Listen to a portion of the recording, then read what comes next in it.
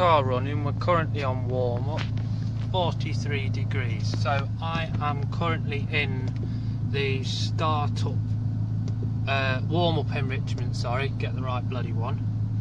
There's my curve. So before I start tuning, that curve has got to be there. So I've already done my compensations for when the engine is cold. That's how much additional fuel required above the normal amount. So the normal amount is in VE table 1 because this is a multi-map system, so I can have 2 maps if I want, but not at the minute. We're idling, and this is the idle area, so we'll sit about there when we're ticking over. And then here is the cruise area, and then the overrun area where it pops and bangs off the throttle is along this bottom row, because that's 20 HPA, I think it is, vacuum. And then here, we don't really get here on a boosted engine, but if the turbo fails, we will be running in here somewhere. But it auto tunes, and like it never gets in that area at the minute.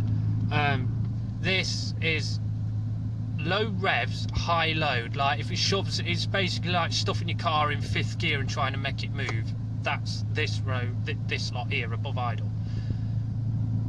Here is our boost area. This is where we want to be very, very careful on a bar, because too little it go bang.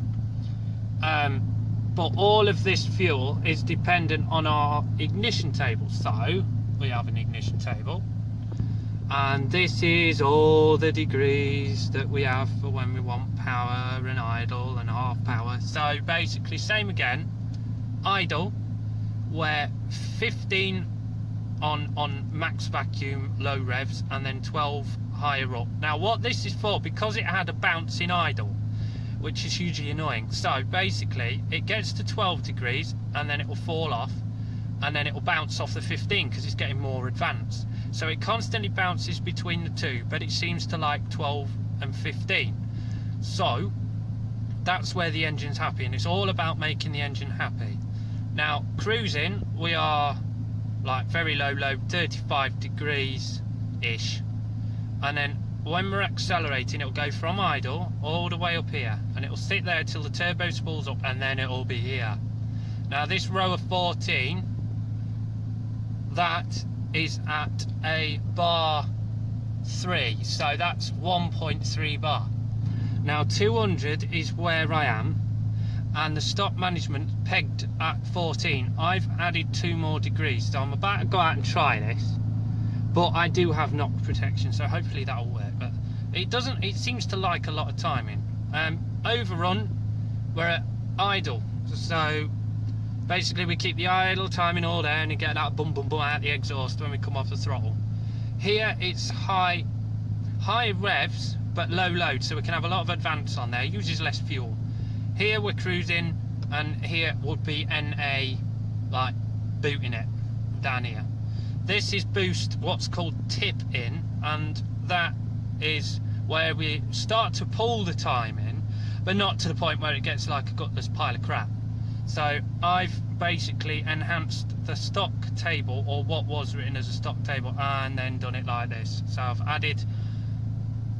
added 5 degrees over the stock map that someone else had obviously worked out and spent the time doing. So I know my engine can do it because it's 8.8 compression ratio, which is a weird ratio, but anyway, it likes quite a bit of timing. I'm running 99 unleaded, so it should be all right.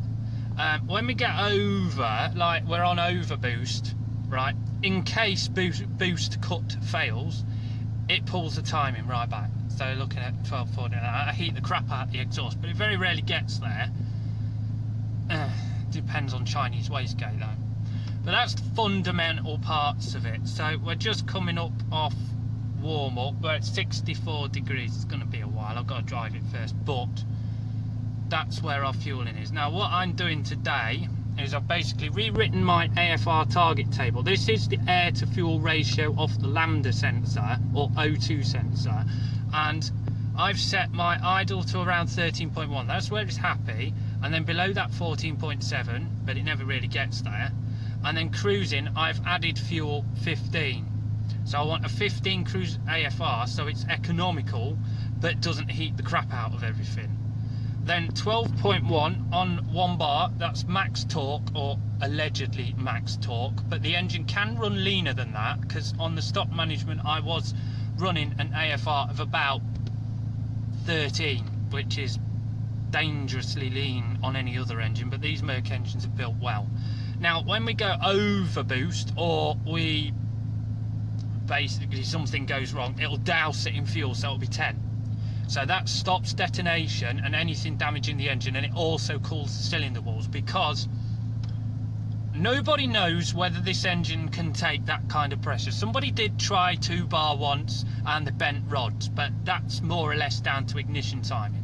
They always say add more boost over ignition timing, and I'm doing the opposite because I have done this before with decent results. So yeah. Now I'm going to pop out and I'm going to use this, which is auto tune. So I start auto tune, which is that button there, drive it, and it'll map itself, literally, because it all runs off this. You see, we're running 12 AFR now, which is a bit rich, but we're not fully warmed up. So when we're warmed up, that'll probably tail off to about 13-ish, which is what we want. But driving around, this is going to hop all over this map, or absolutely all around it, and it's going to tune itself for me. So all I've got to do is keep an eye for knock, but we're running enough fuel to actually be all right. So all it needs is backing off. That's it. So I think that briefly explains most of it. I mean, you've got like VVT settings, which is like this, which is when I found out that it was on nitrous 2 instead of nitrous 1, and the VVT helps with spool time quite clearly. And then the VVT curve is there, but I don't have boost control fitted. I don't need it. A spring does as good a job as anything, and I do have the Mac valve that everybody's on about having, but I don't really want it, because it means putting a 5 psi spring in, and then you do the whole thing with venting off boost to keep the wastegate shut and stuff like that, and it gets overcomplicated and unnecessary. So yeah, but if I was to have it, I would go into boost control, turn that on, and then the boost control would be here, where it'd have a duty table and a target table, and if it failed to meet the target, it'd moan at me. So yeah, but that just about explains the basics of this system, and yeah, it's mega squirt, it's easy. So yeah.